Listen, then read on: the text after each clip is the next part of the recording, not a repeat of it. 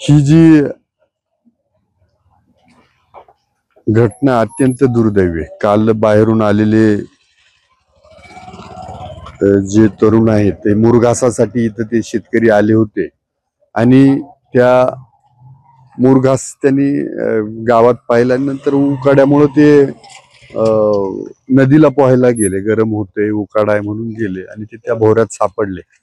त्याच्यानंतर त्याच्या रेस्क्यूसाठी SDRF ची जी टीम आहे ती दाखल झाली आणि त्याला इथला एक स्थानिक तरुण तो त्यांच्या मदतीला गेला। काल शोधकार्य सुरू होतं, आजही शोधकार्य सकाळी सुरू झालं आणि मला वाटतं की त्यामध्ये ते SDRF ची जी बोट आहे ती रेस्क्यू करत असताना अचानक भोवऱ्यात ओढली गेली, पलटी झाली आणि त्याच्यामध्ये SDRF चे 4 जवान ओढले गेले आणि इथला एक स्थानिक तरुण आहे तो पण ओढला गेला। त्यातून आतापर्यंत जवळजवळ 7 जणांना जीव गमवावा लागला। त्याच्यातल्या 5 बॉडी सापडल्या, 2 सापडायच्या आहेत। पाणी बंद करण्याचे कलेक्टरला आदेश दिलेत। आता काय निर्णय घेते प्रशासन। आणि त्या याच्यातल्या 8 जण होते, त्यातला 1 जण वाचलेला, त्यांच्या दवाखान्यात ट्रीटमेंट आहे। बाकीच्या बॉडीज सरकारी दवाखान्यात नेलेल्या आहेत आणि अत्यंत दुर्दैवी घटना आहे। अख्ख्या महाराष्ट्राचं आणि या अकोले तालुक्याचं मन हेलावून गेलंय। सगळ्या तालुक्यावरती दुःख आहे।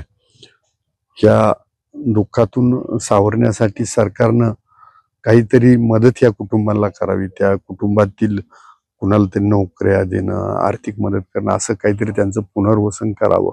आणि दुसरे इरिगेशन डिपार्टमेंट जे धोक्याचे ठिकाणी तिथं बोर्ड लावले जावेत की ह्या पाण्यामध्ये कुणी कृपा करून उतरू नये, हे धोकादायक ठिकाणी आहेत, अशी पुढे भविष्यात घटना होऊ नये म्हणून असं करावं। अजूनही 2 बॉडीज पाण्यामध्ये आहेत, त्यांना सापडवण्याचं कार्य चालू आहे आणि जे काही SDRF चे जवान आहेत त्यांचं मनोधैर्य खरं तर खचलंय। त्यामुळं ते काही 2 जणांना आतापर्यंत ग्रामीण रुग्णालयामध्ये नेलंय, बाकीचे जण तिथे प्रयत्न करतायत। दोन्ही बाजूने जवळजवळ हजारो लोक ही दुःखद घटना पाहायला हळहळताय, उभे आहेत।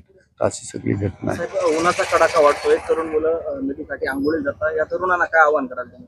तरुणांना एवढंच आव्हान करेन की जी नवीन ठिकाणे, धोक्याची ठिकाणं आहे तिथं पाण्यात उतरू नका, आंघोळीला जाऊ नका। जे काही पाहुणे येतात आपल्याकडं या सुट्ट्यांमध्ये, त्यांना त्या ठिकाणांची माहिती नसते, त्यांना कृपा करून तुम्ही पाण्यामध्ये उतरू देऊ नका। तसं पोरांवरती लक्ष ठेवा, कारण त्या नदीच्या ठिकाणी बऱ्याच ठिकाणी धोकादायक ठिकाणी आहे। साई दृष्टी नेत्रसेवा चष्माघर अकोले शहरातील सर्व अत्याधुनिक सुविधा उपलब्ध असलेले एकमेव अद्ययावत शोरूम म्हणजेच साई दृष्टी नेत्रसेवा चष्माघर।